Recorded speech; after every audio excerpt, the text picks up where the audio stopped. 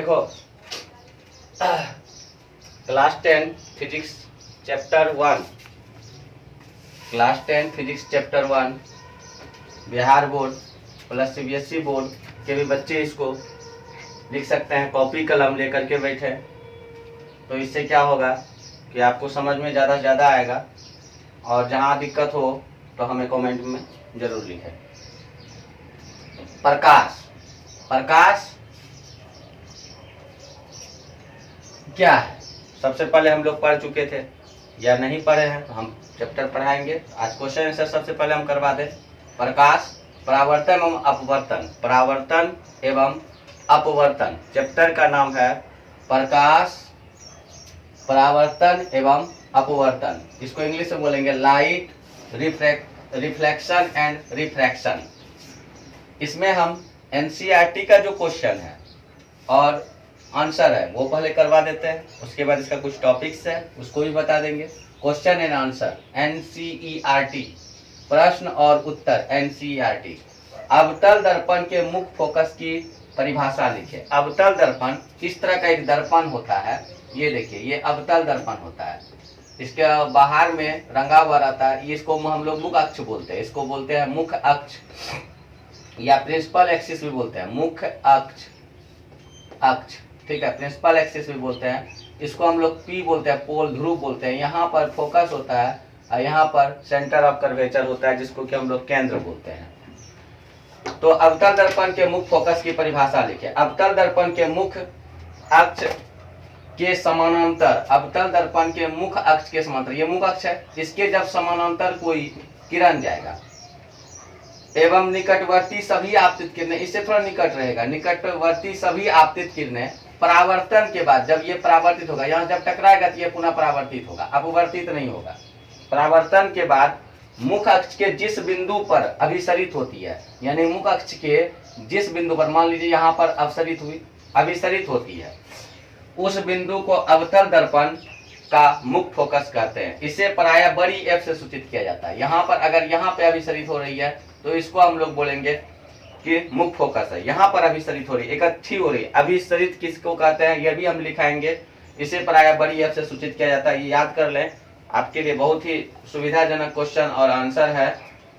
एक गोलीय दर्पण की वक्रता त्रिज्या 20 सेंटीमीटर है, यही गोलीय दर्पण भी इसी को बोलते हैं। गोलीय दर्पण की वक्रता त्रिज्या 20 सेंटीमीटर है। वक्रता त्रिज्या को हम लोग आर से सूचित करते हैं, इसको बोलते हैं वक्रता त्रिज्या, ठीक है। रेडियस ऑफ कर्वेचर, इंग्लिश में बोलेंगे रेडियस ऑफ कर्वेचर,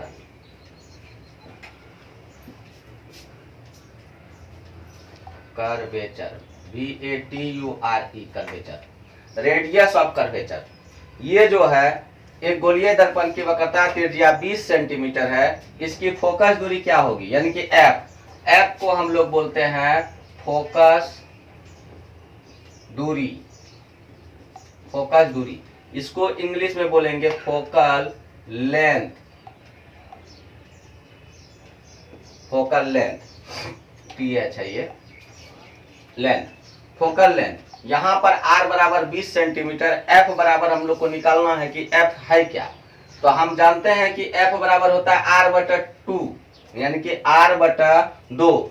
तो r का मान यहाँ दिया हुआ 20 सेंटीमीटर, तो वहां रख दीजिए r के जगह पे 20 सेंटीमीटर।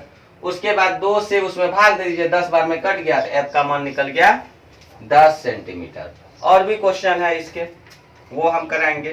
तो पहले जो है कि आप मेरे चैनल को लाइक करें, सब्सक्राइब करें और कमेंट में लिखें कि आपको मेरा क्लास कैसा लग रहा है। अगर अच्छा ना लग रहा हो तो कृपया करके वो भी लिखें, अच्छा लग रहा हो वो भी लिखें, ठीक है। तो आगे हम क्वेश्चन फिर लिखाते हैं, नंबर 3, 4, 5। आज हम आप लोग को 10 क्वेश्चन तक कराएंगे। हाँ, तो 2 क्वेश्चन हम पहले लिखा चुके थे, ये तीसरा क्वेश्चन है फिजिक्स का क्लास 10 का। उस दर्पण का नाम बताइए जो बिंब का सीधा तथा आवर्धित प्रतिबिंब बना सके। यानी कहता है कि उस दर्पण का नाम बताना है, जो दर्पण जो है यानी वस्तु, बिंब का मतलब होता है वस्तु, आप लोग लिख लीजिएगा, बिंब को हम लोग वस्तु बोलते हैं, वस्तु बोलते हैं, वस्तु, ठीक है। जो बीम का सीधा तथा आवर्धित, आवर्धित का मतलब होता है बड़ा, आवर्धित का मतलब होता है बड़ा, प्रतिबिंब बना सके। तो कौन ऐसा दर्पण है जो कि बस किसी भी वस्तु का सीधा प्रतिबिंब बनाता हो और आवर्धित यानी बड़ा बनाता हो? तो उस दर्पण का नाम है अवतल दर्पण, जिसको इंग्लिश में बोलते हैं कॉनकेव मिरर। अवतल दर्पण पिछले वाला वीडियो में हम पिछले वाला क्वेश्चन में हम आपको बना के दिखाए थे। तो इस क्वेश्चन में अवतल दर्पण बनाने की जरूरत नहीं है। तो जब वस्तु को अवतल दर्पण के ध्रुव एवं फोकस के बीच, उसमें बताए थे कि ये ध्रुव है, ये फोकस है, ये केंद्र है।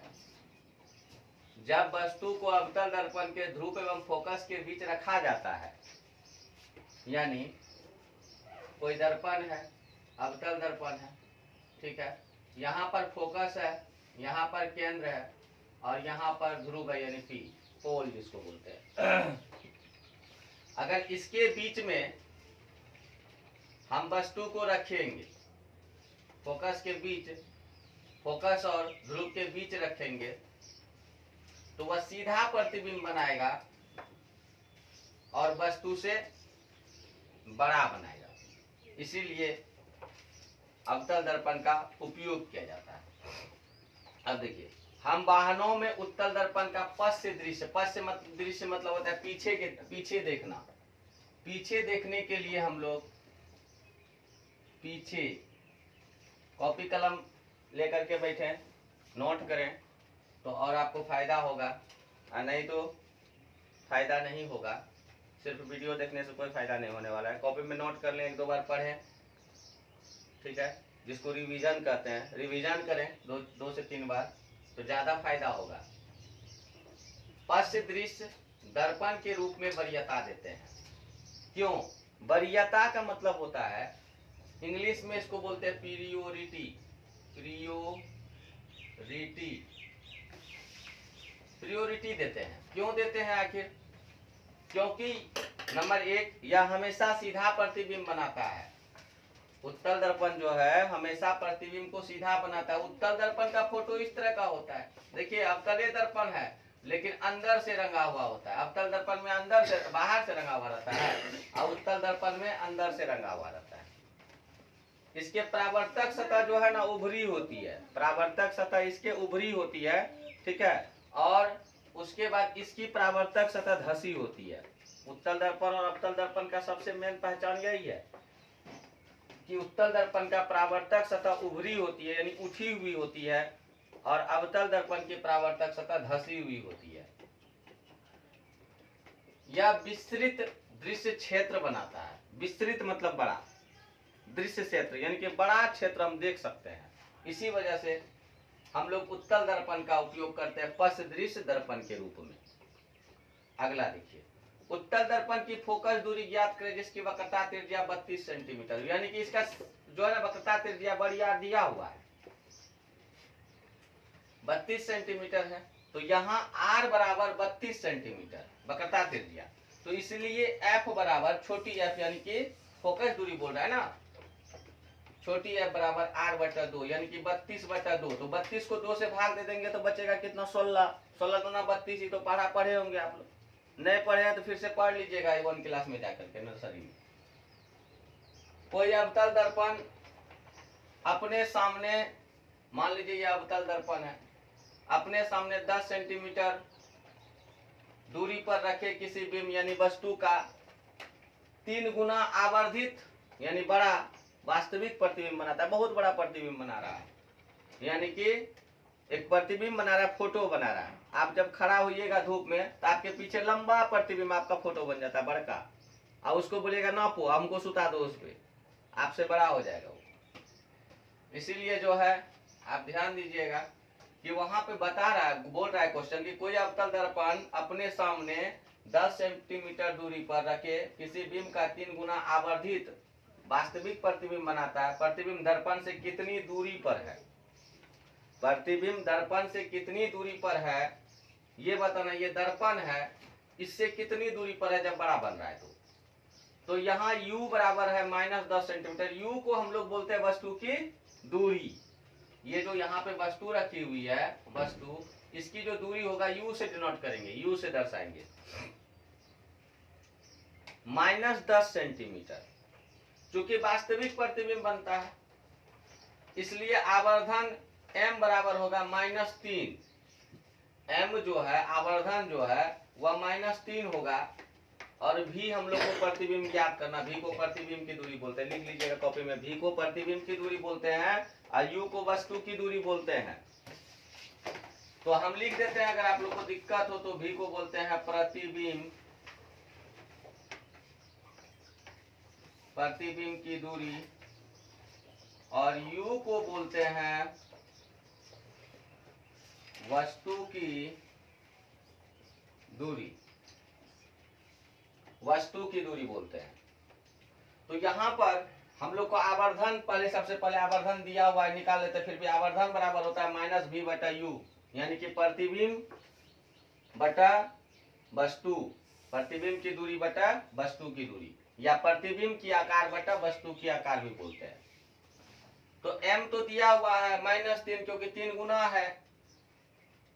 अवतल दर्पण में जब भी दिखेगा, हम पढ़ाएंगे एक साइन कन्वेंशन, जिसको हिंदी में बोलते हैं चिन्ह परिपाटी। वहां पे हम आपको बताएंगे इसमें कि माइनस क्यों होता है, प्लस क्यों होता है। मैथ में भी हम पढ़ाएंगे कोऑर्डिनेट ज्योमेट्री में, निर्देशांक ज्यामिति में। तो -3 बराबर -v बटा -10। तो -10 है क्योंकि अवतल दर्पण है। अवतल दर्पण में हमेशा जो है ना, वस्तु दर्पण के सामने होता है। दर्पण के सामने जब अवतल दर्पण में कोई भी वस्तु रखा जाएगा तो वह माइनस में होगा, -10। तो v बराबर हो गया -30। कैसे हुआ? इस 10 को इससे गुना कर दीजिए, 10 तिया 30। इसको इससे गुना जब करेंगे, इसके नीचे देखो तो 1 डाल देते हैं, इसको इससे गुना करेंगे, इसको इससे गुना करेंगे, तो माइनस गुना माइनस प्लस, अब v गुना 1v, तो इसलिए v बराबर -30। अब बोलेगा सर ये तो प्लस हो गया ना, तो इसका v का जो आगे में माइनस था उसको इधर लेते गए। अगर सिंपल इसको देखा जाए तो लिखिए -3 अब बटा 1 बराबर -v बटा -10। इसको गुना कराइए, -3 गुना -10 बराबर 1 गुना -v। तो ये हो जाएगा माइनस माइनस प्लस 30 बराबर v, तो v बराबर हो जाएगा -v, तो v बराबर हो जाएगा मेरा -30। सिंपल सा बात है। वायु में गमन करती प्रकाश की एक किरण, हवा चल रहा है, बाहर में जब निकलते होंगे तो हवा जरूर दिख रहा होगा चलते, हवा दिखता ही नहीं। बोलेगा सर हवा दिखता कहाँ, ना हवा का कोई रंग है। कोई बात नहीं है, रंग भी नहीं है, हवा दिखता भी नहीं है, लेकिन महसूस जरूर करते हैं हम लोग।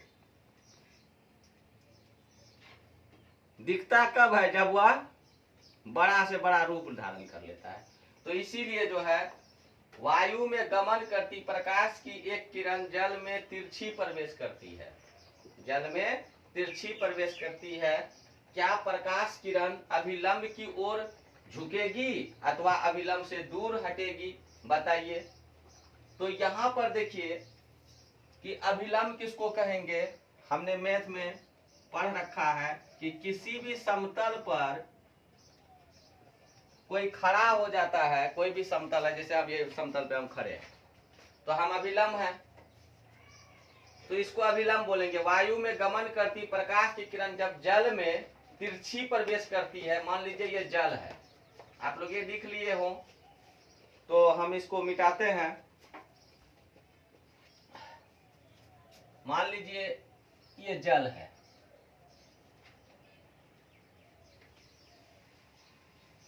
जल है,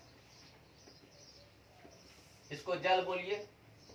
तो ये सतह होगा ना, जल का तो सतह बनेगा, बिना सतह बने तो जल पर प्रकाश पर आपतित नहीं हो सकती है। तो बोलिएगा जी सर हो सकती है, उबर खाबर भी होगा तो होगा ना सर, तो होगा लेकिन अंदर नहीं घुसेगा, ठीक है, चमकेगा ऊपरे भागेगा। तो वायु में गमन करती प्रकाश की किरण, देखिए प्रकाश की किरण तिरछी गमन कर रही है, ये प्रकाश की किरण है, ये प्रकाश की किरण है, ठीक है, वायु में गमन कर रही है, जा रही है।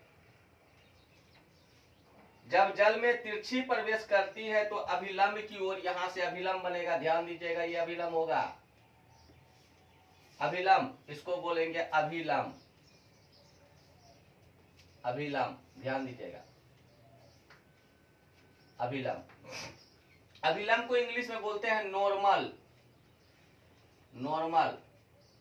कॉपी कलम लेकर के बैठे और कृपया करके जो बता रहे हैं उसको देखें और कमेंट भी करें। अगर आप लोग को कहीं पे त्रुटि बुझाए तो, लगे कि हाँ त्रुटि है, सर गलत बता रहे हैं, तो कमेंट में लिखें, कहीं भी गलत हो तो।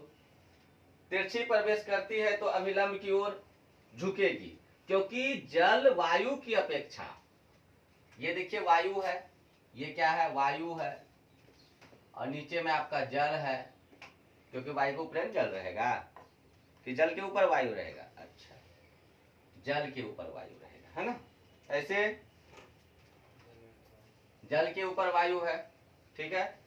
जल में तिरछी प्रवेश करती है तो अभिलंब की ओर झुकेगी, क्योंकि जल वायु की अपेक्षा प्रकाशतः सघन, यानी प्रकाशतः अधिक सघन है, प्रकाशतः अधिक सघन है, साथ ही वायु की अपेक्षा जल में उसका वेग घट जाता है।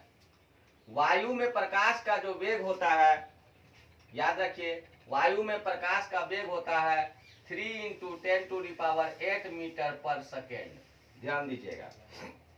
वायु में प्रकाश का वेग होता है 3 × 10⁸ मीटर पर सेकेंड, यानी कि 3 लाख किलोमीटर पर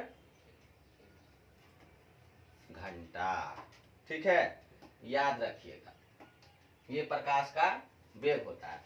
तो आगे जब हम टॉपिक लिखाएंगे तो वहां सब कुछ सघन किसे कहते हैं, सघन माध्यम होता है, सघन माध्यम किसे कहते हैं, विरल माध्यम किसे कहते हैं, प्रकाश जब एक माध्यम से दूसरे माध्यम में जाता है तो क्या होता है, प्रकाश का वेग पानी में कितनी होती है, कांच में कितनी होती है, अभी तो वायु में हम लिखा दिए, ये सारा कुछ लिखाएंगे तो आगे की क्लास में सारा कुछ आपको बताया जाएगा। तो सबसे पहले हम एनसीईआरटी का सारा क्वेश्चन को कवर कर लेते हैं और आंसर को कवर कर लेते हैं, उसके बाद जो है फिर हम लोग टॉपिक पे आएंगे और अच्छे अच्छे टॉपिक के बारे में जानेंगे, प्रकाश के बारे में पूरी तरह से जानेंगे, ठीक है। तो इसके लिए आप लोग जो है वीडियो पे ज़्यादा फोकस करें और लाइक सब्सक्राइब करने से मेरा मोटिवेट होता है और कमेंट करने से हमें पता चलती है कि हमें और क्या पढ़ाना है, क्या बताना है आपको, और कहीं आपको किसी तरह का सवाल हो हमसे करने का तो आप कर सकते हैं, ठीक है।